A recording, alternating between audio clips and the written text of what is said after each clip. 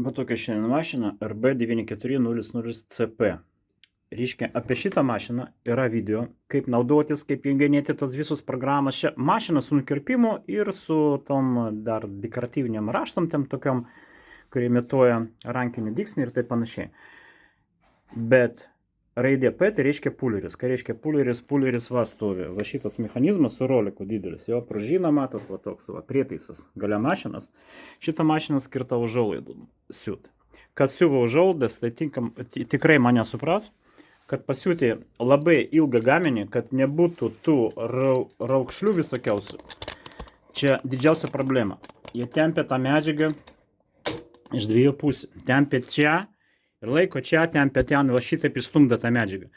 Bet kaip tu gali vienodai laikyti ir tempti vienodų, reiškia, naudojant vienodą jėgą. Tai neįmanoma. Už tai tas puleris, jisai transportuoja medžiagą, viršutinį sluoksnį, ir mes galim reguliuoti.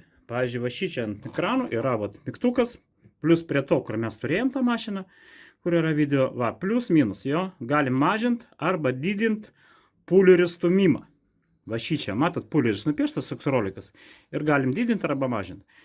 Taip pat galim tą pulerį įjungti ir išjungti. Žiūrėkite tą vietą, va šičia, va, šito mygtuko pagalba, va, aš statau ir naikinuoja. Tai galima siūti ir su jo, ir be jo. Tai tokia vat istorija. Jungiam pulerį, visų pirma uždėsim tą medžiagą, jungiam pulerį ir siūnam. Ką mums reikia daryti? Nu, vat, galit tą sluoksnį, priekyje, jo, tą medžiagą. Galit prilaikyti ją galit. Nu, tiesiog kiek norit. Vis tiek puleris jums prastums.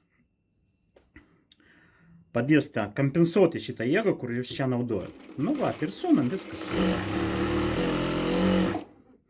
Ir ta medžiaga gaunasi lygi, be jokių raukšlių, nesvarbu kokio ilgio jūs prasiūnat. Tai šiaip skirta labiau kaip mašina, tai visiems, o būtent tas su raidė P kaip puleris, tai, tikrai, sakysim, tiem žmonėms, kuris siūna užuolaidus. Tai va, tiulį nupirkau pas Richardą.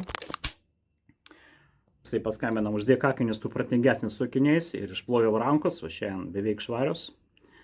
Ir už tai tikrai šitą video verta laiko. Pastatykit, prašom, ir sėkmės jums.